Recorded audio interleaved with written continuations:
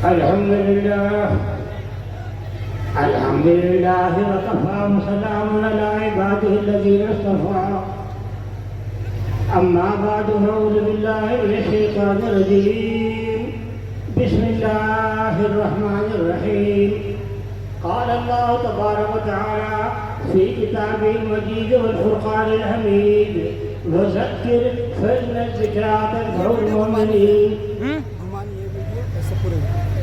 میرے محترم بھائیوں، بزرگوں، دوستوں، اسلام نے ہمیں جو بہت ساری تعلیمات دی ہیں ان میں سے ایک یہ بھی ہے کہ ہم سے پہلے ہمارے بڑوں نے، ہمارے بزرگوں نے، ہمارے اسلاف نے امت کے لیے جو کچھ کیا ہے، دین کے لیے جو کچھ کیا ہے، جو قربانیاں دی ہیں، جو جدوجہد کی ہے اور جو کارنامے انجام دیے ہیں، ہم ان کو یاد رکھتے ہیں.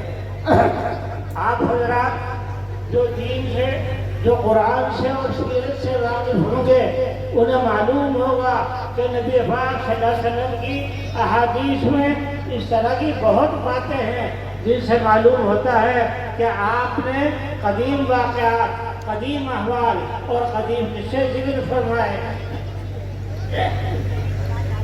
اسی طرح حضرت عمر فاروق رضی اللہ تعالی عنہ کے ہاں ایک مجلس مستقل ہوتی تھی یاد ایام کی، جس میں پرانے واقعات کا تذکرہ ہوتا تھا.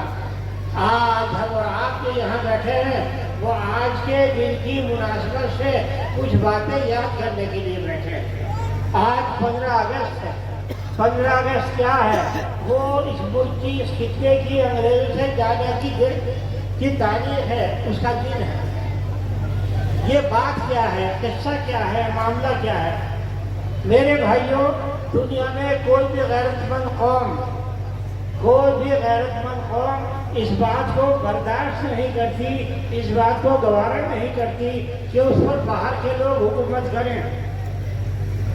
ہندوستان میں تقریباً 850 برس تک لے کے قطب الدین ایبک سے اور بہادر شاہ ظفر تک مسلمانوں نے حکومت کی، لیکن وہ ایک مقامی حکومت تھی. وہ لوگ جو یہاں حاکم آئے، جنہوں نے یہاں حکومت کی، وہ یہاں سے نہ کچھ لے کر گئے، نہ انہوں نے کہیں پہنچایا، وہ یہیں رہے، اسی مٹی میں دفن ہوئے. یہاں اس ملک کا سب سے طاقتور بادشاہ اورنگزیب عالمگیر تھا، جس نے 51 برس اس ملک پر حکومت کی.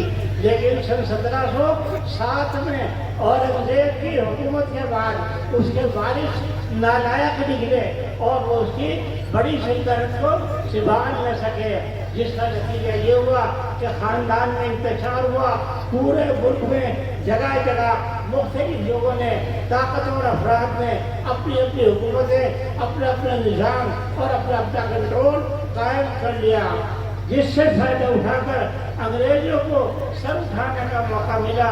اور انگریز ہندوستان میں خاص طور سے بنگال میں اور اڑیسہ میں اور اس حصے میں قابض ہو گئے. اور اس کا نتیجہ یہ ہوا کہ سراج الدولہ جو ہندوستان کا بڑا باغیرت بادشاہ حاکم تھا، اس کے ساتھ انگریزوں کی جنگ ہوئی اور سراج الدولہ کو شہید کر دیا گیا. اس کے بعد 1791 میں یہی معاملہ ٹیپو سلطان کے ساتھ ہوا. اور یہ بات یاد رکھنے کی ہے اور ہمیشہ یاد رکھنی چاہیے کہ بعض بڑی بڑی تحریکات کو، بڑی بڑی فوجی قوتوں کو اور بڑے بڑے مارکوں کو غداری، خود غرضی اور اپنا مفاد جو ہے برباد کر دیتا ہے. اسی لیے اقبال نے کہا تھا، جعفر المنگال صادق الدقم، جعفر المنگال صادق الدقم، ننگ ملت ننگ دین ننگ وطن. کہ جعفر جس نے سراج الدولہ سے بغاوت کی اور میر صادق جس نے ٹیپو کو شہید کرایا، یہ لوگ اس ملک کے لیے داغ ہیں، یہ ذلت کا نشان ہے اور یہ ہماری پستی کی ایک علامت ہے. تو میرے بھائیوں، آزادی کی جنگ تو اس وقت شروع ہوئی تھی جب सिराजुद्दौला के खिलाफ अंग्रेजों ने कदम उठाया।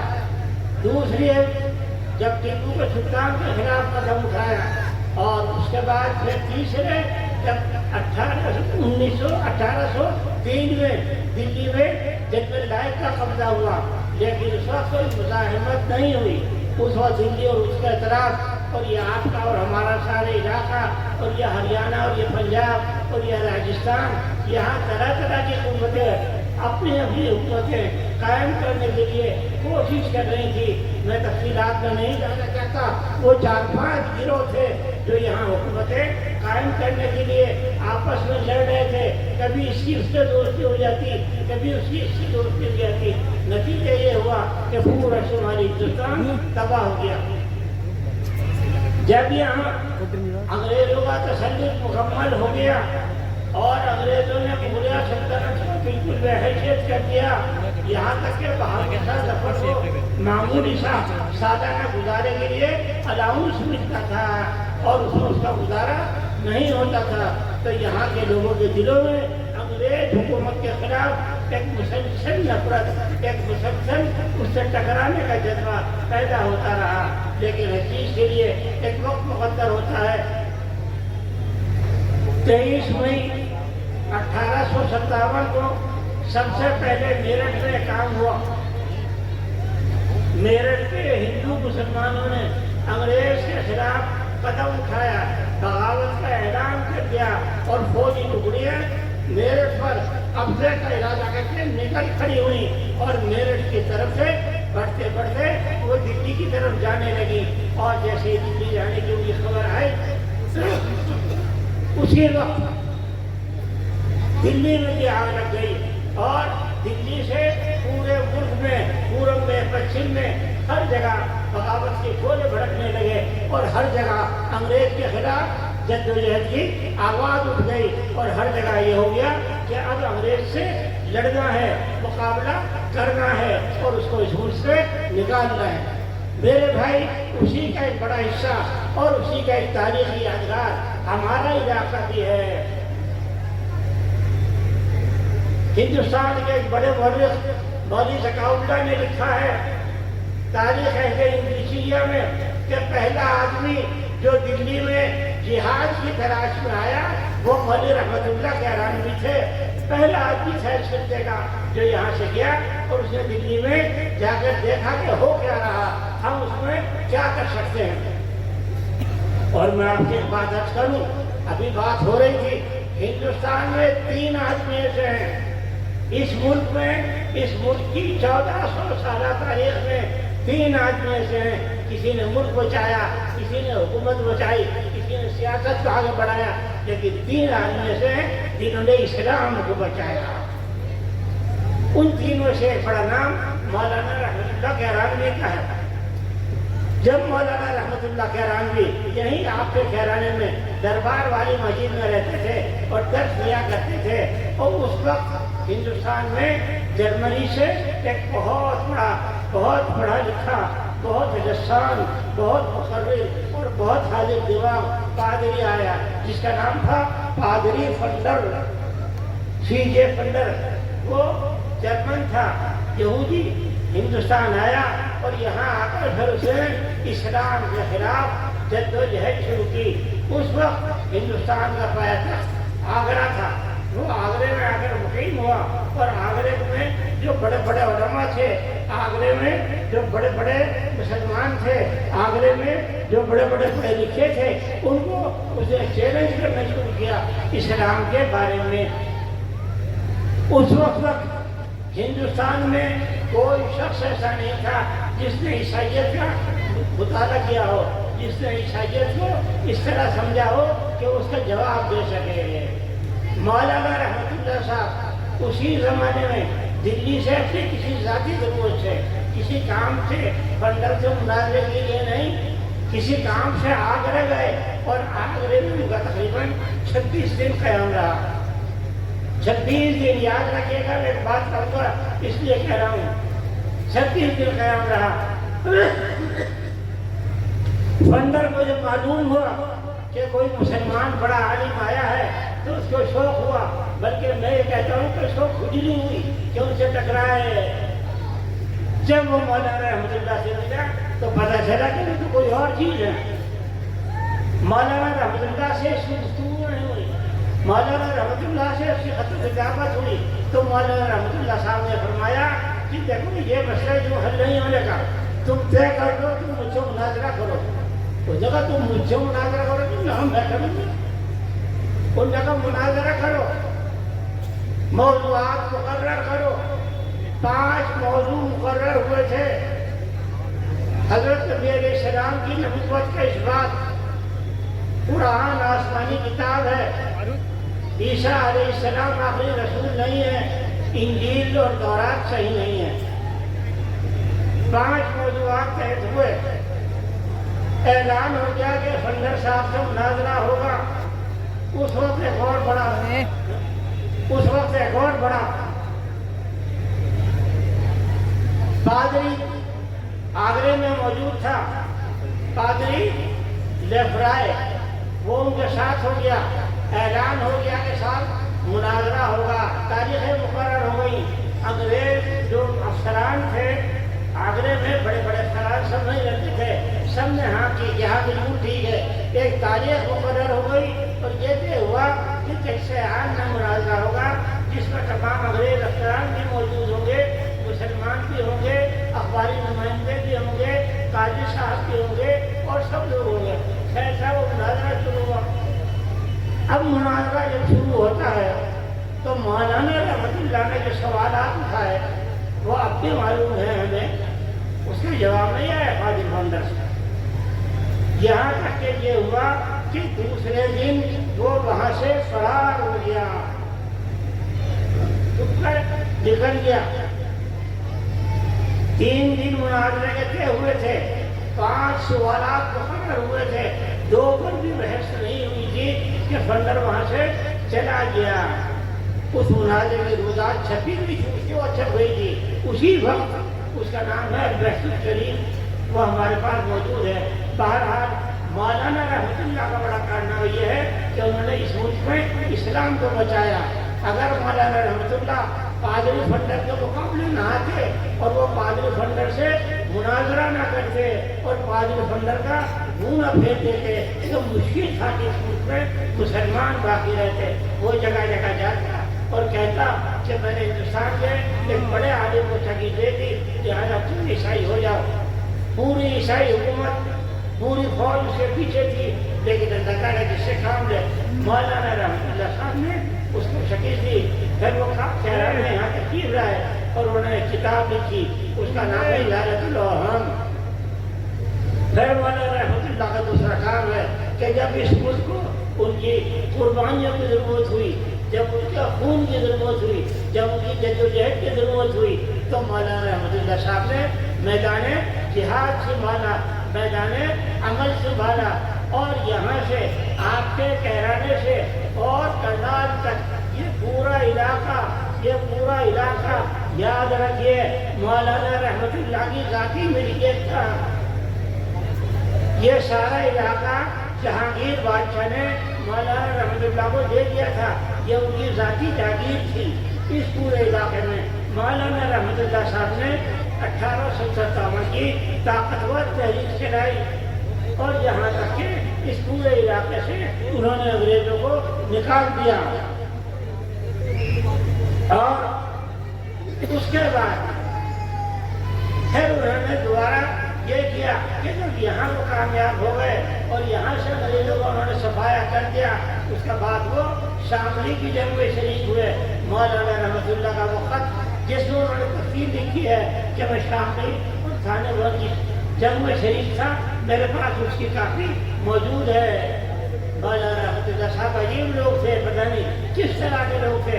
मौलाना रहमतुल्लाह यहाँ जंग लड़ गए, थाने बन गए, फिर शामली गए, फिर नवाब महमूद खान जिनकी तारीख सर सैयद अहमद ने लिखी है, सर तशील हिजाजी दौर, उसमें उन्होंने पूरा भरपूर हिस्सा लिया। और जब नवाब महमूद खान बिजनौर के जो नवाब थे, जब वो भी शिकस्त आ गए तो मौलाना रहमतुल्लाह वहाँ से भी चले और वो रानी झांसी के साथ शामिल हो गए। रानी झांसी के साथ रहकर अंग्रेजों से लड़ते रहे और जब रानी झांसी भी ناکام ہو گئی.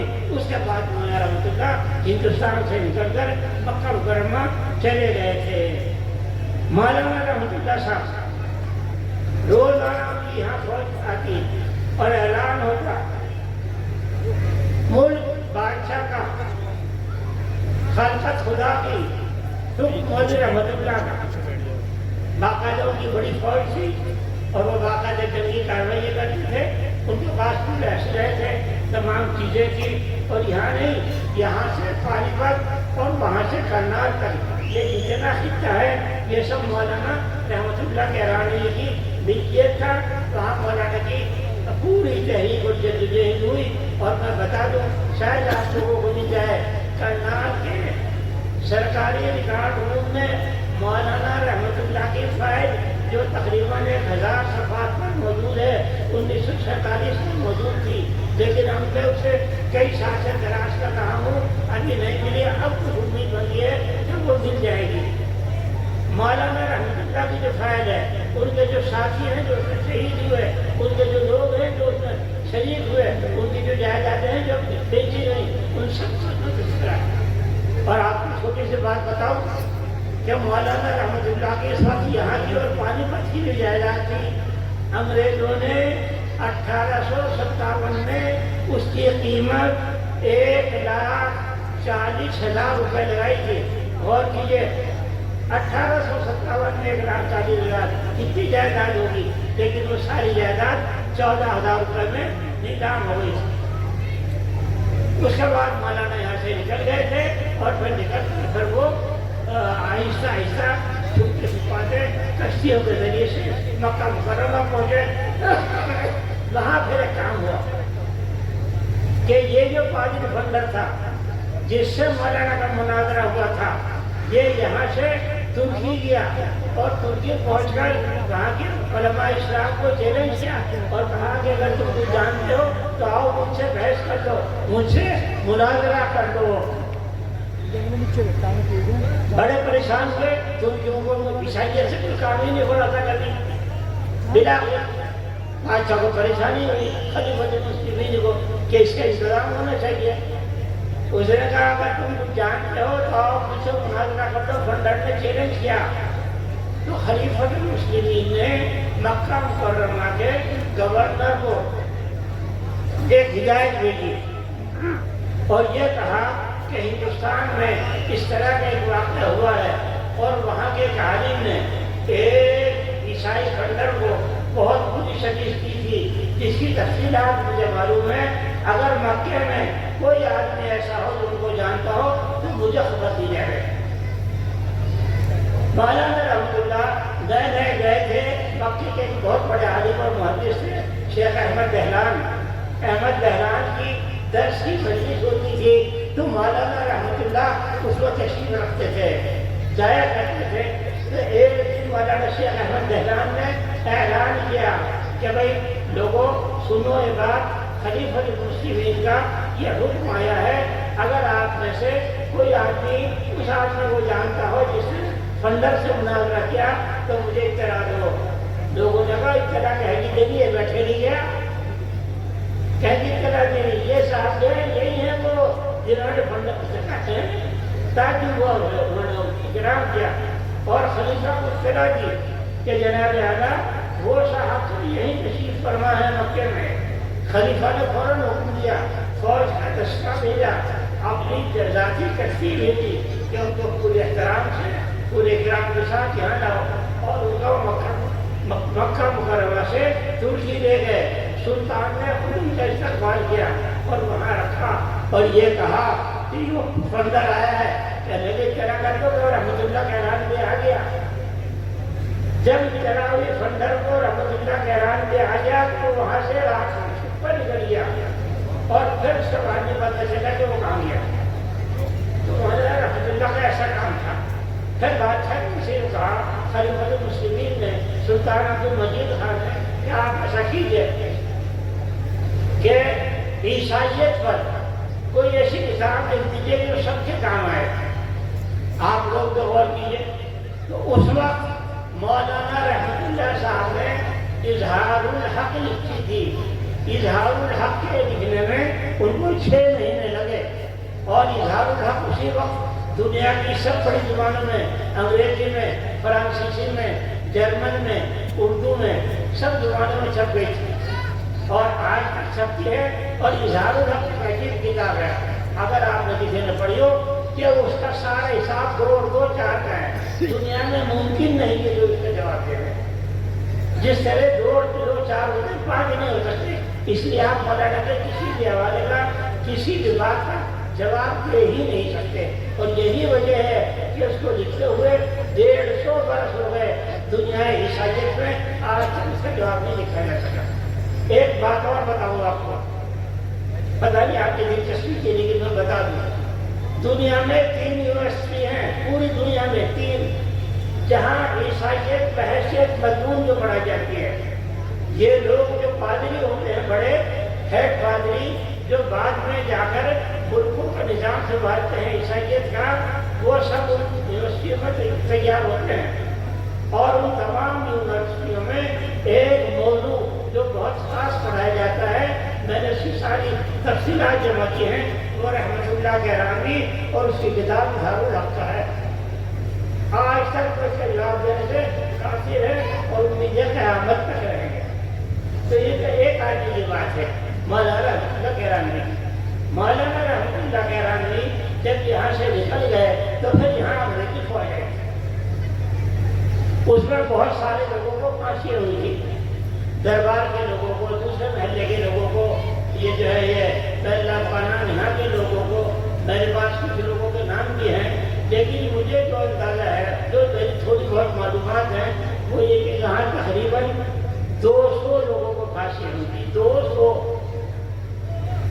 یہ جو آپ کا شاملی بس اڈا ہے، یہ جو مسجد کے پاس مارکیٹ ہے، یہاں ایک درخت تھا، بہت سے لوگوں نے دیکھا ہوگا، درخت 40 سال پہلے تک تھا، اس کو پھانسی دی جاتی تھی۔ اور ایک یہاں آپ اسکول کے بعد یہاں آگے کہیں تھا ایک درخت، ایک اس پر پھانسی دی جاتی تھی۔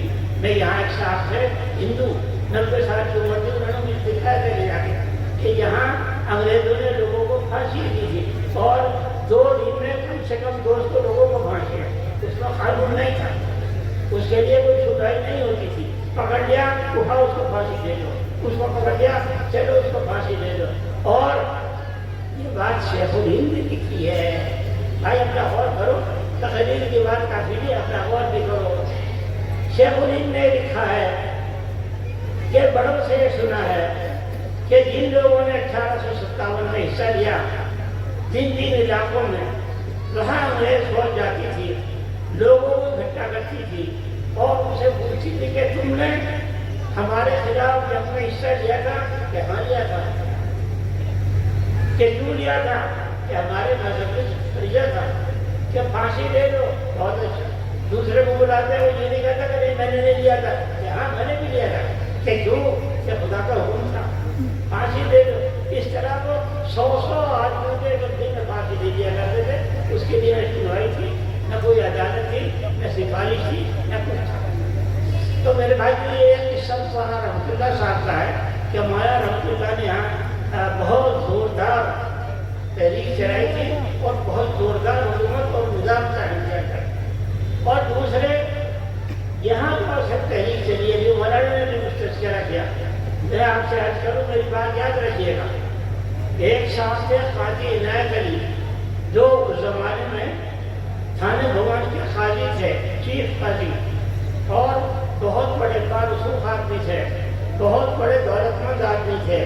جب انگریزوں نے یہ سب کیا تو ان کو آگ لگ گئی، کیا بیٹھے رہنا گھر میں یہ غلط ہے۔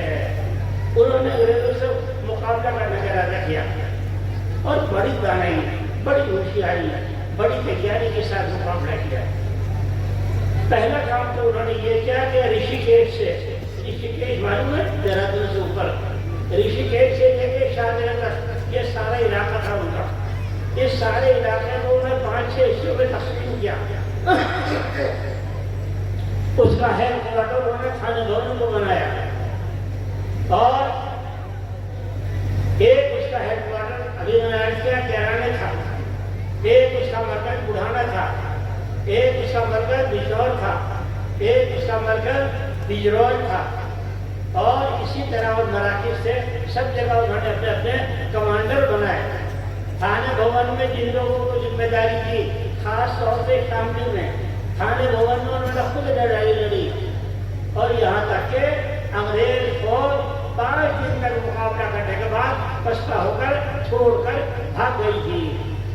جب ملکہ برطانیہ کو کمپنی نے ایسٹ انڈیا کمپنی نے خبر دی کہ تھانے بھون میں ہمارا ایسا مقابلہ ہوا ہے، تو ان کے ہاں ایک خاص دستہ تھا ملکہ وکٹوریہ کا جو ہندوستان میں بھی رہتا تھا، اس کا نام تھا خاکی رسالہ.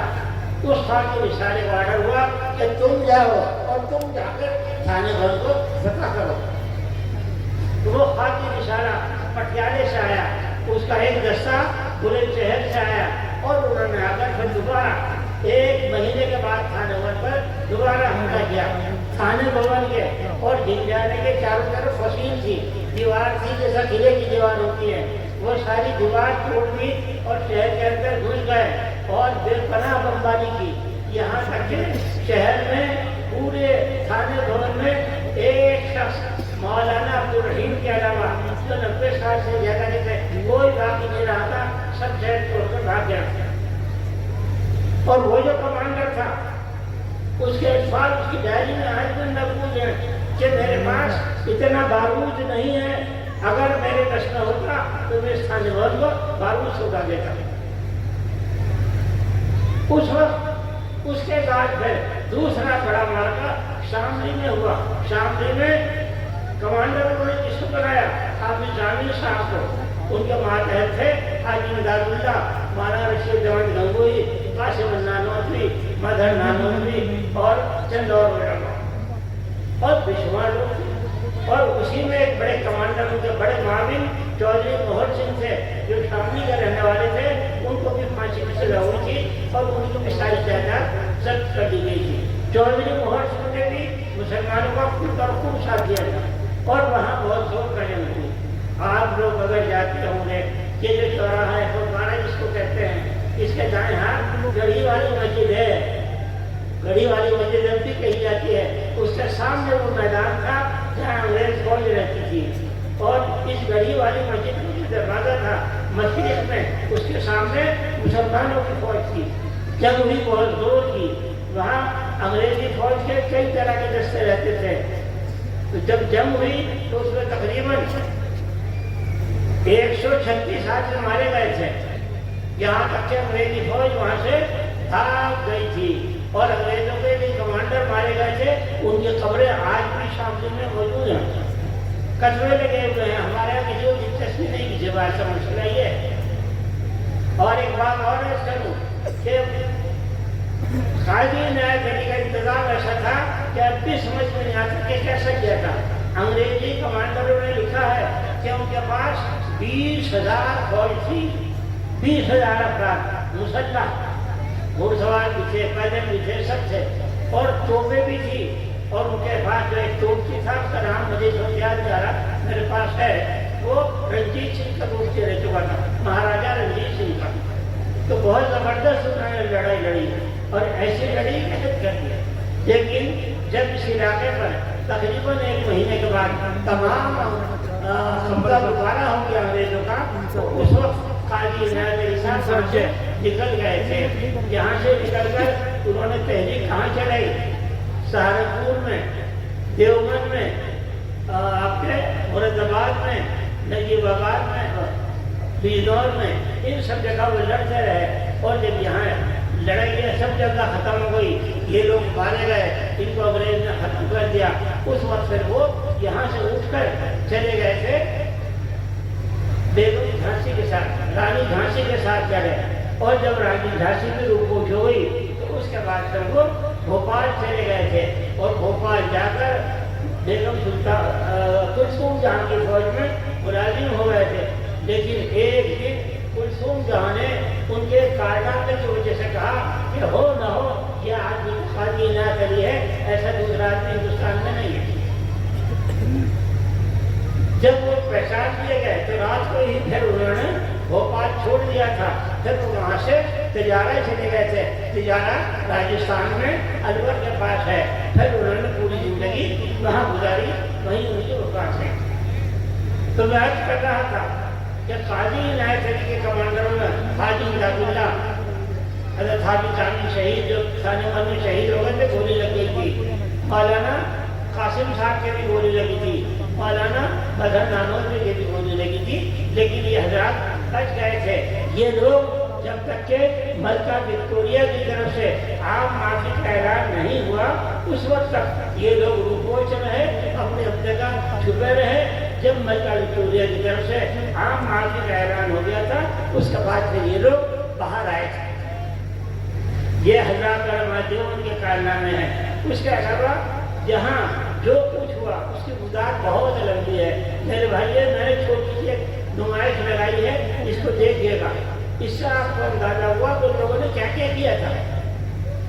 ایک دن میں کتنے لوگوں کو پھانسیاں ہوتی تھی، کتنے لوگ کالے پانی بھیجے گئے، کتنوں کو تاعمر قید کی سزا ہوئی، اور کیسی کیسی سزائیں تھی اللہ سوچ ہی نہیں سکتے آپ. یہ جو تختے ہوتے ہیں جیسے کولو کے ہوتے ہیں، اس طرح کے تختے ہوتے تھے موٹے موٹے، ان دونوں کے بیچ میں رکھے آدمی کو اسے کولو کو جلا دیا کرتے تھے، اس کا قیمت بدل کرتا تھا. ایک بات اور یاد آ رہی ہے، قاضی عنایت علی کی ایک سوتیلی ماں تھی. قاضی عنایت علی کی ایک سوتیلی ماں تھی. جب انہوں نے یہ تحریک شروع کی اور ان کی طرف سے جدوجہد کی آواز اٹھی تو اس ماں نے، اس عورت نے جو نوجوان تھی یہ کیا کہ گھوڑے پر بیٹھ کر پورے علاقے کا سفر کیا، سارے مظفر نگر کا، سارے شاملی کا اور ہریانے تک، اور گاؤں گاؤں گئی، ہر گاؤں میں جا کر لوگوں کو ترغیب دی کہ تم اس میں حصہ لو، باہر نکلو، یہ گھر میں عورتوں کی طرح کیوں بیٹھے ہو. تو اس نے پورے ملک میں آگ لگائی. کیا نام تھا ان کا؟ اصغری بیگم، ان کا نام اصغری بیگم. اصغری بیگم کی ایک بات اور سن لیجیے، شاید کبھی وہ سبق ہو، کبھی یاد ہے زندگی میں کہ کیسے قربانی دی تھی.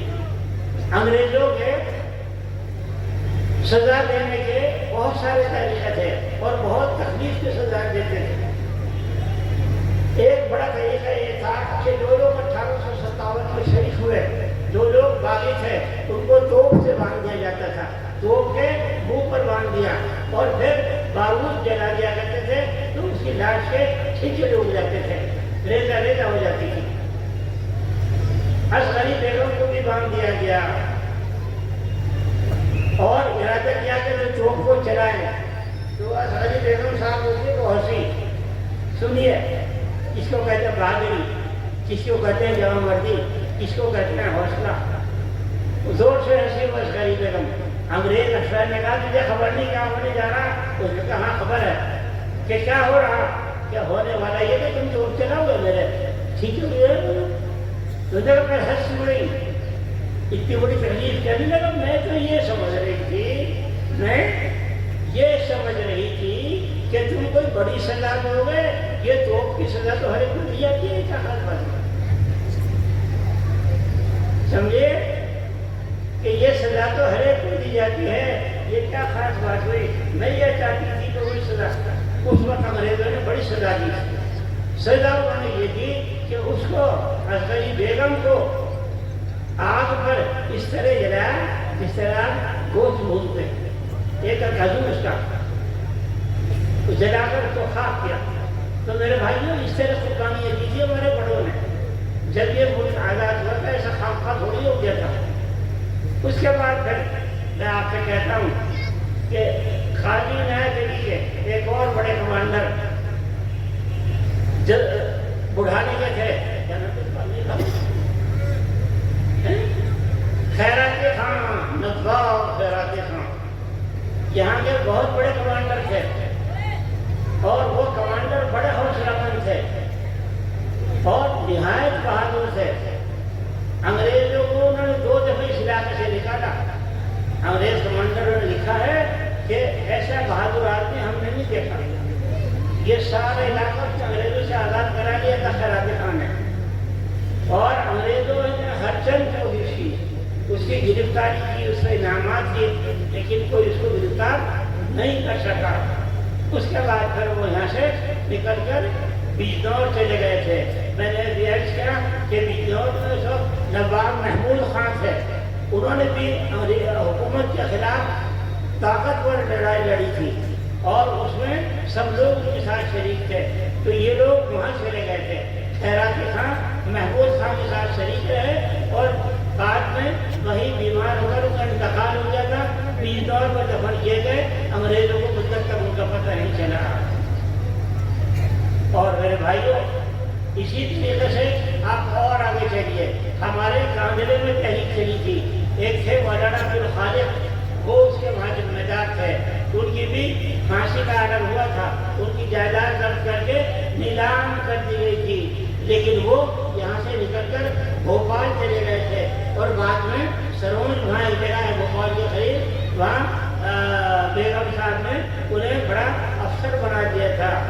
تو عبدالخالق کی جائیداد کاندھلے میں تھی اور کاندھلے میں بھی بہت لوگوں کو پھانسی ہوئی، میرے پاس ان کے کاغذات میں موجود، جن کے نام اس پہ لکھے ہوئے، پڑھ کے آج میں کام کہتا ہے کچھ بھی نہیں، 1.5 لاکھ اسے پھانسی دے دو، قصہ ختم، پھانسی نام لکھا اس کا آگے لکھا پھانسی، کوئی بھی اٹھاؤ پکڑ پھانسی دے دو۔ ہمارے یہاں کاندھلے میں بھی اسی طرح ہوا کہ سینکڑوں لوگوں کو پھانسی دی گئی، بہت لوگ آپ کے یہاں کے، ہمارے یہاں کے، تھانے ون کے ہزاروں ہزار لوگ، بستی کی بستیاں خالی ہو گئی تھی، یہاں سے چھوٹ کر چلے گئے۔ مجھے تو اب پتہ چلا، ابھی قریب میں تعجب ہوا کہ کہاں گئے، پاکستان میں جو صوبہ خیبر ہے وہاں گئے تھے کہ ہمارے بڑے سن 1857 میں آ گئے تھے۔ اس طرح لوگ گئے، کوئی لوگ حجاز گئے، کوئی لوگ کہیں گئے، کوئی کہیں گئے، کوئی بھوپال گیا، کوئی کہیں گیا، غرض یہاں سے ہزاروں ہزار لوگ نکل گئے تھے۔ اور آگے چلیے بجرول ہے، بجرول میں ایک بہت بڑا بہادر تھا کمانڈر شاہمل، وہ جاٹ تھا۔ شاہمل بھی قاضی عنایت علی کی تحریک کے نیچے کام کر رہا تھا اور شاہمل انگریزوں سے نہ دبنے والا تھا نہ ڈرنے والا تھا۔ اس وقت میں میرٹھ میں، چھاوڑی میں جو بڑے افسر تھے، اس کا بیان ریکارڈ پر موجود ہے۔ اس نے لکھا کہ اگر یہ شاہمل 5-7 دن اور زندہ رہ جاتا، اگر شاہمل 5-7 دن اور زندہ رہ جاتا تو شمالی ہندوستان میں ہمارے لیے کوئی موقع نہیں تھا۔ شاہمل نے انگریزوں کے خلاف بہت بڑی جنگ لڑی۔ وہ تو افسوس کی بات ہے کہ کسی مسلمان کی غداری سے اس کو قتل کر دیا گیا۔ اور انگریز فوج کے افسران نے لکھا ہے کہ اس نے اتنا سامان جمع کر رکھا تھا مقابلے کے لیے کہ وہ اس کے یہاں جو راشن تھا، ہم 6 مہینے تک تو راشن ڈھوتے رہے، اس کے علاوہ اسلحہ، سامان، سب چیزیں۔ تو میرے بھائیوں، یہ آپ لوگوں کی چھوٹی سی داستان ہے اور یہ چھوٹی سی ہے، یہ میں نے یہاں کچھ لگائی ہے، آپ لوگ دیکھیں گے، اور یہ بھی بہت چھوٹی سی ہے۔ اگر اللہ کو منظور ہو، میرا کام پورا ہو گیا، میں اس میں لکھ بھی رہا ہوں تو امید ہے کہ 800 صفحے کی کتاب ہوگی، تو جلدیں اس کی پوری ہو گئی ہیں، ایک اور آئے گی انشاءاللہ اگلے سال تک آ جائے گی۔ تو میرے بھائیوں، یہ اس علاقے میں 1857 کی تاریخ ہے اور وہی قربانیاں تھی، وہی جذبہ تھا اور وہی مقابلے کا حوصلہ تھا جس سے بعد میں ہمارے علماء کو اور دوسرے لوگوں کو یہ جذبہ دیا کہ وہ آگے بڑھیں اور پھر کھڑے ہوں اور پھر ٹکرائیں۔ 1857 سے 1860 تک تحریک چلی۔ 60 کے بعد ملکہ وکٹوریہ کی طرف سے آپ معافی کا اعلان ہو گیا تھا اور اس کے 2-3 سال بعد پورے ملک میں گویا امن ہو گیا تھا۔ اس کے بعد کیا ہوتا ہے؟ اس کے بعد پھر کوئی تحریک نہیں اٹھی۔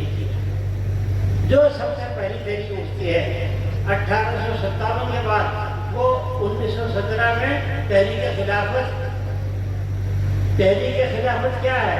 تحریک خلافت یہ ہے کہ خلافت اسلامیہ ترکی، جس کو آپ سب جانتے ہیں، خلیفۃ المسلمین تھے وہاں، سلطان عبد المجید خان، انگریزوں نے اور دنیا کے تمام ملکوں نے، اٹلی نے، فرانس نے، بیلجیم نے، جرمنی نے اس کے خلاف ایک اسکیم بنائی، اس کے خلاف ایک اسکیم بنائی کہ اس کے خلافت کے ٹکڑے ٹکڑے کر دیے جائیں تاکہ دنیا سے مسلمانوں کی طاقت ختم ہو جائے، تاکہ مسلمانوں کی طاقت ختم ہو جائے۔ اور اس کے لیے انہوں نے وہاں حملے کیے، اس کے حصے بکھرے کیے، اور اس وقت جب یہ حالات پیش آئے تو اس وقت ہندوستان میں مسلمانوں میں ایک بے چینی ہوئی، ایک آگ لگی۔ اس وقت انہوں نے کوشش کی کہ ہم اس کو کسی طرح سنبھال لیں اور ایسی تحریک چلائیں کہ یہاں کہ یہ خلافت اسلامیہ باقی رہے۔ اس کا نام تحریک خلافت ہے، اور تحریک خلافت 1917 میں شروع ہوئی تھی، اور تقریباً 1920 میں جب مصطفیٰ کمال نے خلافت عثمانیہ کو ختم کر دیا، بادشاہ کو معزول کر دیا، اس کے بعد پھر وہ تحریک خلافت ختم ہو گئی تھی۔ لیکن اس ملک کو جو پہلی آواز تھی، اس ملک کو جو سب سے پہلے بیدار کیا، اس ملک کو جو سب سے پہلے کھڑا کیا، وہ تحریک خلافت۔ تحریک خلافت کی بات گاؤں گاؤں، شہر شہر، پورے ملک میں پھیل گئی تھی۔ اس کے بعد پھر میدان میں 3 تحریکیں آتی ہیں۔ پہلی تحریک کانگریس کی ہے، دوسری تحریک جمعیت علماء ہند کی ہے، اور اس کے بعد اور تحریکات ہیں۔ تو میرے بھائیوں، سب نے جذبہ اور سب نے اندر کا حوصلہ اور سب نے اپنا راستہ اسی کو بنایا جو 1857 کی تحریک تھی۔ 1857 کی تحریک میں آج بھی ہمارے لیے پیغام ہے کہ ان لوگوں نے اپنی جانیں قربان کی، اپنی گھر والوں کو ختم کرایا، اپنے مکان لٹوائے، اپنی بستیاں چھوڑی، خانہ ویران ہوئے، دور دور جا کر آباد ہوئے، لیکن جو وطن کا جذبہ تھا، جو انگریز کے خلاف لڑنے کا حوصلہ تھا، اور انگریز کو شکست دینے کی جو بات تھی، وہ ان کے دل سے کبھی نہیں نکلی۔ خون بھی دیا، جان بھی دی، آبرو بھی دی، سب کچھ کیا، لیکن وہ آج زندہ ہے، انگریز جا چکے ہیں۔ تو میرے بھائیوں، یہ باتیں قوموں کی تاریخ میں بہت زیادہ اہمیت رکھتی ہیں، ان کا بڑے معنی ہیں۔ اگر ہم اور آپ اپنی تاریخ کو یاد نہیں رکھیں گے، آپ کے بڑوں نے جو قربانیاں دی تھیں اس کا احساس نہیں کریں گے، اور اس پیغام کو اپنے بچوں تک اور چھوٹوں تک نہیں پہنچائیں گے، تو اس کا انجام کیا ہوگا آپ خود دیکھ لیجئے۔ اور جہاں تک کہ آزادی کی تحریک کی بات ہے، یہ بات حقیقت میں ابھی بات ہو رہی تھی، مولانا کہہ رہے تھے کہ وہ جو تھی عدم تعاون کی تحریک، کوئٹہ انڈیا ہندوستان چھوڑ دو، یہ تحریک سب سے پہلے تحریک خلافت نے برپا کی تھی 1920 میں۔ اس کا جو اشتہار چھپا تھا وہ میرے پاس آج بھی محفوظ ہے، اس میں سب سے پہلے دستخط گاندھی جی کے ہیں۔ اس میں انہوں نے کیا کہا، گاندھی جی نے اس کو کیا کہا، وہ کہا کہ اس وقت تحریک خلافت کا ساتھ دو، زمانے کو ہلا دو، نعرہ اللہ اکبر سے، یہ جو لکھا ہوا ہے یہ گاندھی جی کے دستخط میں سب سے پہلے لکھے ہیں گاندھی۔ تو اس کے بعد یہ تحریکات چلی، پھر یہ ایک تحریک ہوا جو آپ 1941 میں چلی، پھر اور تحریکات ہیں، پھر یہاں اور بہت ساری سیاسی جدوجہد ہوئی ہیں، لیکن کوئی سیاسی جدوجہد جو پہلے ہو چکی اور جب اب ہونے والی ہے، ان سب میں 1857 کا خون، 1857 کا اثر، 1857 کا جذبہ ضرور قابل رہے گا۔ تو میرے بھائیوں، یہ ہماری مختصر سی تاریخ تھی، اگر آپ یاد رکھیں تو بہت بڑی بات ہے، اور اگر آپ انہیں بلا دیں تو آپ سے زیادہ اور ہمارے سے زیادہ کوئی نقصان نہیں رہے گا۔ اس تاریخ کو جاننے کی ضرورت ہے، یاد رکھنے کی ضرورت ہے، اپنے بچوں تک پہنچانے کی ضرورت ہے، اور آئندہ نسلوں تک محفوظ رکھنے کی ضرورت ہے۔ اللہ تعالیٰ ہمیں اس بات کو جاننے کی، سمجھنے کی اور اس پر عمل کرنے کی توفیق عطا فرمائے۔ وآخر دعوانا الحمد للہ رب العالمین، صلی اللہ تعالیٰ علیہ وسلم، سیدنا محمد وآلہ وصحبہ اجمعین برحمتہ یا